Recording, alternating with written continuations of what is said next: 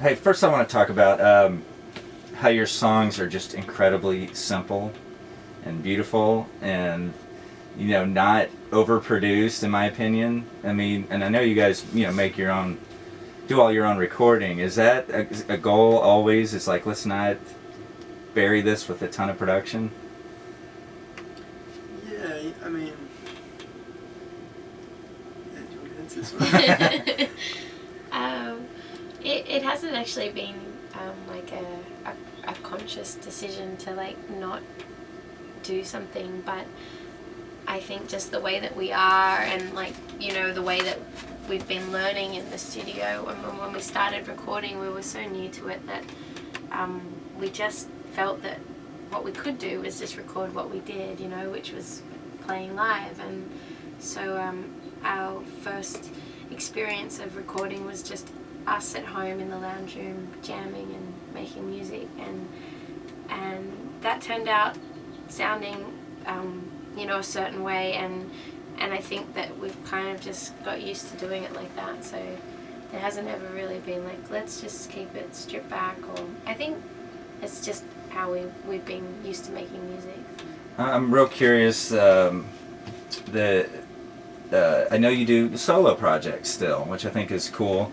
How do you decide if a song you do is for you individually or for the both of you?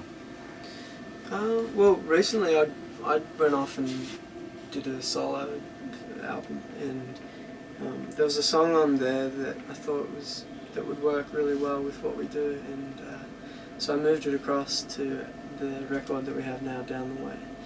And do you ever say, hey, you can't have that song, that one's mine? There's got to be some that are personal, like I want to do this on my own. Sure, I think we never really get into it, but I'm sure we're gathering and collecting along the way where things should go. Yeah, I think that sometimes just in the process of writing a song, like you feel, I feel like some songs they don't feel like they fit with harmonies, or that they're necessarily gonna be something that is as much a song for me and Angus, and I think the same for Angus. Like there's just, I don't know, it's sort of naturally they come into the sound check or they don't, Mm-hmm. That's when we sort of bring them together. Something I wanted to ask you about, a friend of mine, a radio executive, worked in Australia for years, and he said they're the most industrious people he's ever met because they have a limited audience to share things with. The population of the country as a whole, so you learn to sell people all kinds of things. Does that register with you at all? Are people that industrious because of that environment? That's like a really a big question for for us in a way, because the way that we grew up, our parents are certainly hard workers, but our whole attitude to living and to being was like, you work hard, but your job is sort of not necessarily part of your industrious sort of behavior. And so it was like, Dad is a school teacher, but he sort of incorporates sailing and surfing into teaching, so he never is actually really working very hard at all.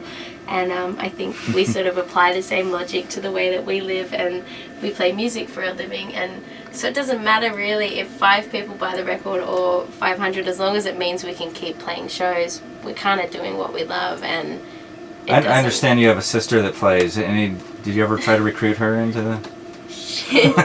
We don't talk about her too much. Yeah, she's got a beautiful voice, and she's more into film and writing for films. And Do your parents ever play with you on stage? We got them up once, remember, at the Metro? Yeah, okay. And then it never happened again. Was it a disaster? It wasn't, but we come from a very especially on Mum's side, they've got their kind of Italian blood, and they really love performing. So we had our grandmother get up and do an opera piece, and she was so cute. And it wasn't a disaster, it was just like they really loved it. You almost had to kind of like push them off the stage at the end of the song.